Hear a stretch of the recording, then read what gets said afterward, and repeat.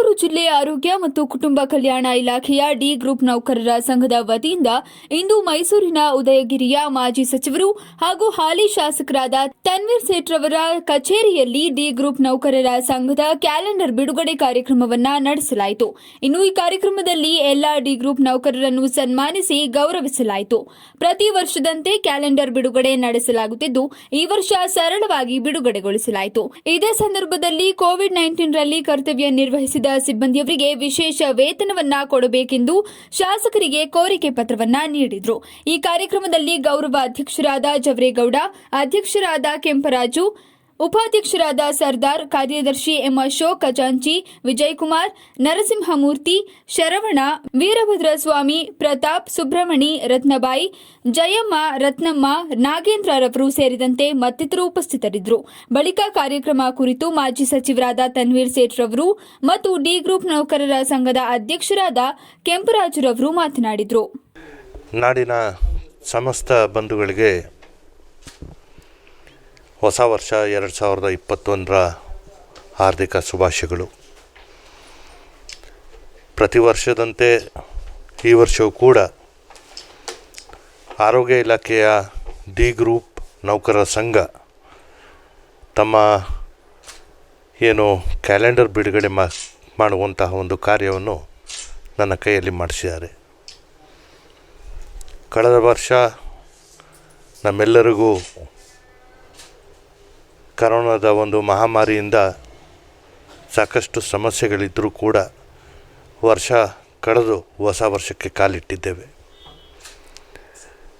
ಸನ್ಮಾನಿತ ಶ್ರೀ ತನ್ವೀರ್ ಸೇಠ್ ಸಾಹೇಬರ ಸಮ್ಮುಖದಲ್ಲಿ ನಾವು ಏನು ಈ ವರ್ಷ ಕ್ಯಾಲೆಂಡರ್ ಬಿಡುಗಡೆ ಕಾರ್ಯಕ್ರಮವನ್ನು ಹಮ್ಮಿಕೊಂಡಿದ್ದೀವಿ, ಅದು ಅವರ ಗಮನಕ್ಕೆ ತಂದ್ವಿ. ಸರ್ ಹಿಂಗಿದೆ ನಾವು ಮಾಡಬೇಕು ಅಂತ. ಅದಕ್ಕೆ ಅವ್ರು ಹೇಳಿದ್ರು, ಆಯ್ತಪ್ಪ ಖಂಡಿತ ಯಾವತ್ತಿಲ್ಲ ಅಂದಿದ್ದೀನಿ, ನಿಮ್ಮ ಸಹಾಯಕ್ಕೆ ನಾನು ಇದ್ದೇ ಇರ್ತೀನಿ, ಆಯಿತು ಬನ್ನಿ ನಾನಿದ್ದೀನಿ ಅಂಥೇಳಿ ಇವತ್ತು ಕಾರ್ಯಕ್ರಮಗಳನ್ನೆಲ್ಲ ಬದಿಗಿಟ್ಟು ನಮ್ಮ ಜೊತೆ ಕೈ ಜೋಡಿಸಿ ಈ ಕಾರ್ಯಕ್ರಮವನ್ನು ನೆರವೇರಿಸ್ಕೊಟ್ಟಿದ್ದಾರೆ.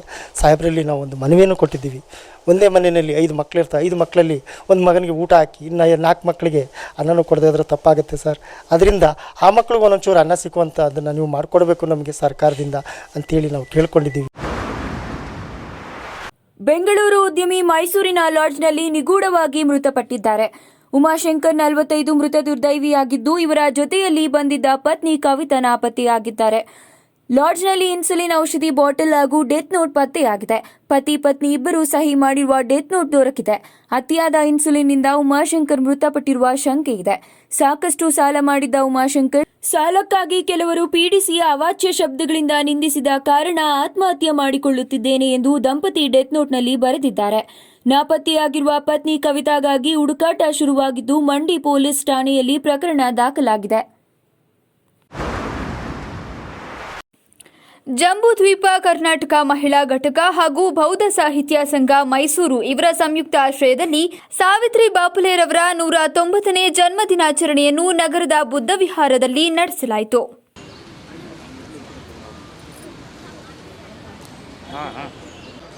ಫಲ ಬಿಟ್ಟ ಮರ ಭಾಗುತ್ತೆ.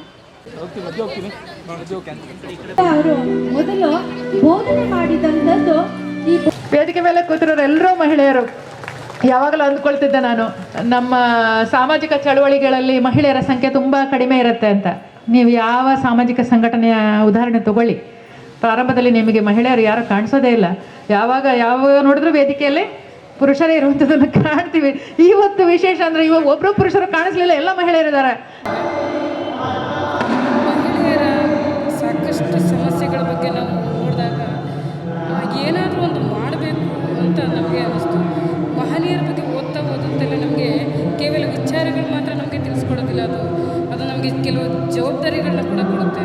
ಆ ಜವಾಬ್ದಾರಿಗಳನ್ನೆಲ್ಲ ನಾವು ಹೇಗೆ ನಿಭಾಯಿಸಬೇಕು, ಆ ಸಮಸ್ಯೆಗಳಿಗೆ ಏನಾದರೂ ಉತ್ತರ ಸಿಗಬೇಕು, ಅದಕ್ಕೆ ನಾವೆಲ್ಲ ಮಹಿಳೆಯರು ಏನೆಲ್ಲ ಮಾಡ್ಕೋಬೋದು ಅಂತ ನನಗೆ ಅನಿಸ್ತು. ಮೈಸೂರು ಜಿಲ್ಲಾ ಶ್ರೀ ಭಗೀರಥ ಕಟ್ಟಡ ಮತ್ತು ಕೂಲಿ ಕಾರ್ಮಿಕರ ಸಂಘದ ಉದ್ಘಾಟನಾ ಸಮಾರಂಭವನ್ನು ನಗರದ ಶ್ರೀ ಭಗೀರಥ ಭವನದಲ್ಲಿ ನಡೆಸಲಾಯಿತು. ಕಾರ್ಯಕ್ರಮದ ದಿವ್ಯ ಸಾನ್ನಿಧ್ಯವನ್ನು ಶ್ರೀ ಶ್ರೀ ಚಿನ್ನಸ್ವಾಮಿರವರು ವಹಿಸಿದ್ರು. ಹಿರಿಯ ಕಾರ್ಮಿಕ ನಿರೀಕ್ಷಕರಾದ ರವಿ ಆರ್ ರವರು ಕಟ್ಟಡ ಮತ್ತು ಕೂಲಿ ಕಾರ್ಮಿಕರ ಸೌಲಭ್ಯಗಳ ಕುರಿತು ಮಾಹಿತಿಯನ್ನ ನೀಡಿದ್ರು. ಇನ್ನು ಕಾರ್ಯಕ್ರಮದಲ್ಲಿ ಸಂಘದ ಎಲ್ಲಾ ಪದಾಧಿಕಾರಿಗಳು ಭಾಗಿಯಾಗಿದ್ರು. Electrician work, painting, solar fitting, grill works, ಈ ರೀತಿ ಸೋಲಾರ್ ಫಿಟ್ ಮಾಡೋದು, AC ಅಳವಡಿಸುವಂಥದ್ದು, ಈ ರೀತಿ ಕಟ್ಟಡಕ್ಕೆ ಸಂಬಂಧಪಟ್ಟಂಥ ಕೆಲಸಗಳು ಏನಿದಾವೆ ಎಲ್ಲ ಕೂಡ ಕಟ್ಟಡ ಮತ್ತು ಇತರೆ ಮಂಡಳಿಗೆ ಶುಲ್ಕವನ್ನು ಕಟ್ಟಬೇಕು, ಸೆಸ್ ಕಟ್ಟಬೇಕು. ಶುಲ್ಕ ಅಂತನಲ್ಲ, ಸೆಸ್ ಕಟ್ಟಬೇಕು. ಸರ್ಕಾರದ್ದು ಅದು ಎಷ್ಟೇ ರೂಪಾಯಿದಾಗಿರಲಿ, ಅದು 100 ರೂಪಾಯಿ ಇರಲಿ, 100 ಕೋಟಿ ಆಗಿರಲಿ, ಅದಕ್ಕೂ ಕೂಡ ಅವರು ಬಿಲ್ನ ಪಾವತಿ ಮಾಡೋ ಸಂದರ್ಭದಲ್ಲಿ ಸಂಬಂಧಿಸಿದ ಪ್ರಾಧಿಕಾರದವರು ಬಿಲ್ ಕೊಡೋಕೆ ಮೊದಲೇ